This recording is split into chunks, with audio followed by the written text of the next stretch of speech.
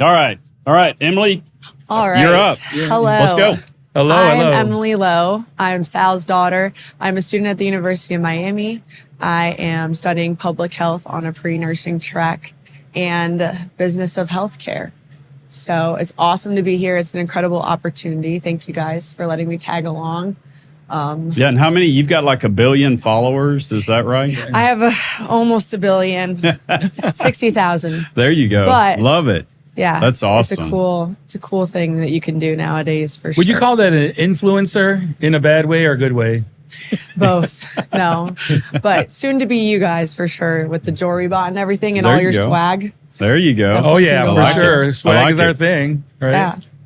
All right, Okay. what questions do you have for us? Let's Fire introduce away. yourselves. Fire away. Tell All me right. who Hey, you are and how. I'm Emily's dad. I'm Sal. I'm the CEO of Jorie. We're about 750 people globally. We automate healthcare. That's what we do. We're cutting edge. We do whatever it takes to help keep the hospitals open, and we're having a good time doing it.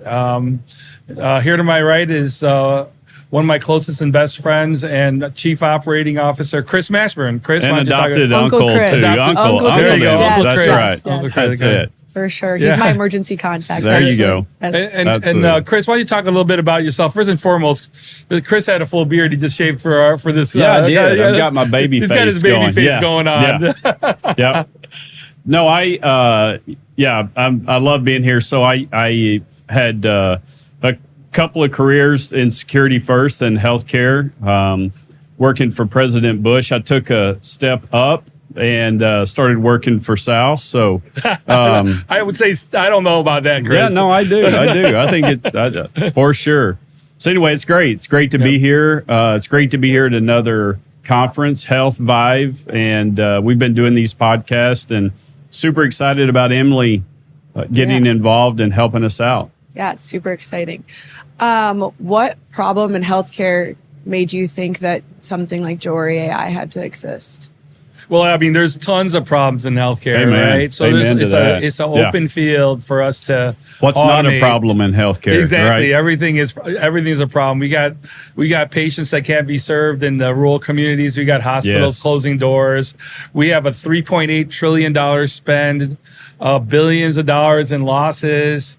All of that That's stuff. trillion with a T, right? That's annual. Every year we spend 3.8 trillion, if not more. I think it's over 4.2 trillion now and climbing. So it's a big problem. I feel like we're privileged to actually be able to have solutions for that problem. Yes. When HHS comes knocking on our door and helps and asks us to help figure out some things to create, streamline some of the healthcare systems. That's a privilege, right? So it doesn't come without a cost. You know, we have to build up everything True. to get here, and so we're really happy to do that. But yeah, that's the big thing. That's what made us really motivated. But really, it's because we actually owned and operated hospitals ourselves.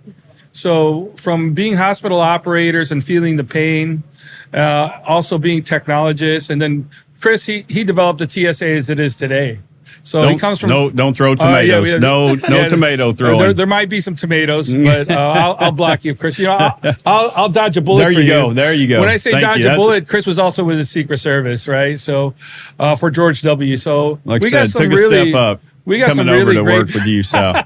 we got some really great people with us from different walks of life and different places. So we get to come together and actually make a difference. So. But yeah, that's what kind of motivates us. That's what we're doing here at ViVE. Now here we are at ViVE, probably one of the premier healthcare conferences in the United States, where everybody comes together and challenges your ideas and thoughts and see if we could push the curve. I say, speaking of challenging ideas, AI sometimes is a controversial topic. What would you say to someone that is skeptical about letting something like AI take over in a healthcare environment? Dang, she's tough. I know. Tough questions. I know. I mean, AI is looking over my shoulder too. sissing around It's a here. big topic That's right too now. serious for me. It takes over my day-to-day like schoolwork, let alone What? Sure. hospital systems. Yes. No, yes. I mean, obviously, anything that would change is going to be challenged with a lot of guardrails it's the fear of the unknown, right? It is. At the end of the day, we're at crisis mode in our hospitals right now. When people tell me, well, could AI kill people in terms of misdiagnosis? It absolutely can. I'm not doubting that. But I would say that we're already losing 600,000 lives a year from misdiagnosis from the manual process. That's huge. We can't even treat our rural communities. Mothers are driving miles to try to get their babies delivered, and then no one could afford healthcare. Right. So we're already at a breaking point. We have to speed track AI. Understand? I'm not saying that do it without guardrails. Yes, there should be guardrails, but don't prevent it from breaking those barriers. We need to do it. Yeah, and we're watching hospitals shut down right and left, right, Sal? I mean, we've seen it. We've heard it, seen it. It's ridiculous. We'll have a conversation this afternoon here at ViVE with one of our rural hospitals. That basically the CEO is going to come in and talk about how it helped their health system keep their doors open. Yeah. Yep. Do you see an impact on health administrators and like the relief of their work burnout due to AI being implemented? Because now you can focus on patient care. Yeah, no, I think that's a common thing, right, Chris? It is, yeah. Why don't you talk a little bit about that, Chris? Yeah, so we are seeing burnout. I mean, the workload is multiplied times 10 right now. Fewer staff, so there is a burnout happening. And what we're seeing is there's not a retraining of revenue cycle staff or back office staff. That's not, I don't know why, but that's not a job description that's out there commonly in the marketplace where it was once upon a time. So AI getting involved is a natural transition. And look, we want to help employees upskill. Right. I know a lot of revenue cycle and back office staff are really worried about AI, but it honestly will help them. It'll help them with even a new career. Gotcha. So, yeah, I think it's a huge differentiator in burnout for sure. Amazing. Cool. And then I guess one last question. What is your most favorite part of working for Jorie AI? Most exciting thing? It's our Jorie. Because you guys are definitely hip. And we are. It's our Jorie family. Yeah. We're really lucky that we weren't. We didn't piecemeal our company by buying up other companies to get to where we're at today. True. We got to build our culture, the people with the right mindset, good quality people, understanding our mission together. We're not trying to blend, let's say, all of the different technologies and trying to make it into one technology. Right. Yep. What we've done is we've actually organically created it with our Jorie family, and we're having a lot of fun doing it. I think the main thing is that when we're all together with the same problem, solving those solutions, providing solutions for that, and executing what the client wants, because we organically built this together.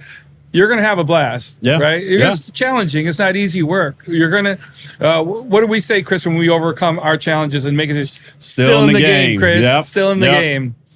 Yep. It's fun. It's fun. It's our family, right? And our family is taking care of other families. I think, how can that not be fun, right? Well, that's true. I think you have a batting cage in your office. Yeah. You're setting them up for fun, for sure. No, absolutely. We're having a little bit of fun in our office. All right, don't talk about that a little bit. But anyway, and my charcuterie board, I got some wine coming in a little bit. And a cigar humidor. And wine and there's tequila. a lot of your guys' personalities are reflected in your business model. So I think that's really cool.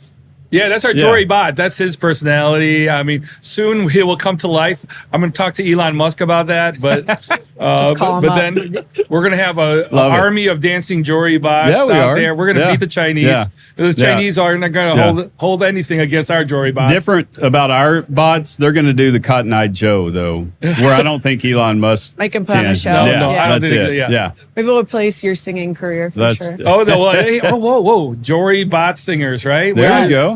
We see them dancing. There's no singing. They can dance. It could happen. Dance. It could happen here at ViVE, matter of fact. Well, yeah.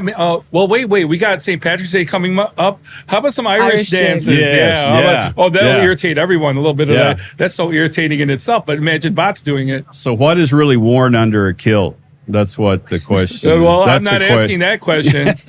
I'm not asking that, and I definitely aren't wearing one of those. No, All right. no.